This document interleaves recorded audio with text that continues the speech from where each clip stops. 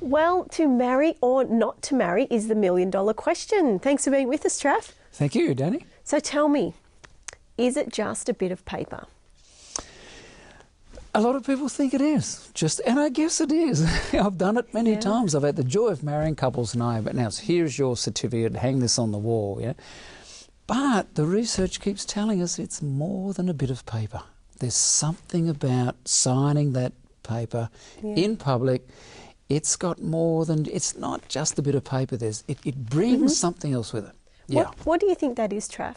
Like, I remember I lived with my husband before we were married for a number of years, and I tell you what, we went on our honeymoon and we were booking into a motel, and it was really interesting. Mark referred to me for the first time, you know, my wife.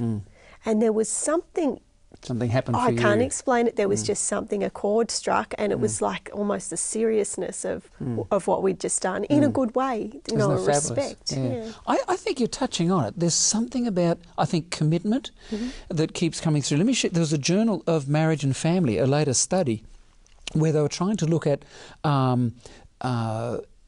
what was the difference between same-sex couples and married heterosexual couples and their marriages, because the general belief was that same-sex couples' marriages or relationships wouldn't last as long. Yeah. They did some research and found that generally, no, not true.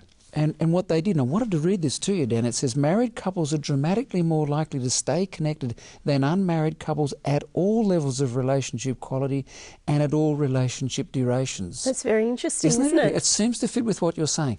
That bit of paper has something to say about we're going to sustain this journey. Now, we know not all couples do, of course, but there does. It says, marriage is a uniquely important predictor of couple stability for both heterosexual and same-sex couples. So there's something that just keeps coming through that says, hey, when we sign that bit of paper, we're signing up for, you know, for a long time. And is it an anchor? It appears to be an anchor of some kind, Danny. It says, hey, we're going to sustain this relationship. Do you think there's a difference at what point people make that commitment, Trafford? As far as living together first, not living together, being too young? I think it is. They're talking about drift at the moment, where couples drift into marriage because they're already living together, and they sort of just drift rather than making a firm decision. And I think maybe that's all tied in there together. They make a decision, they make that commitment, and it just seems to do something for them. It's an anchoring point. Yeah, it's more than a bit of paper.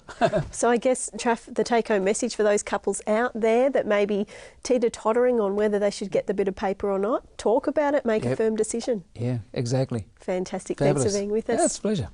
Stay tuned. We'll be right back after the break.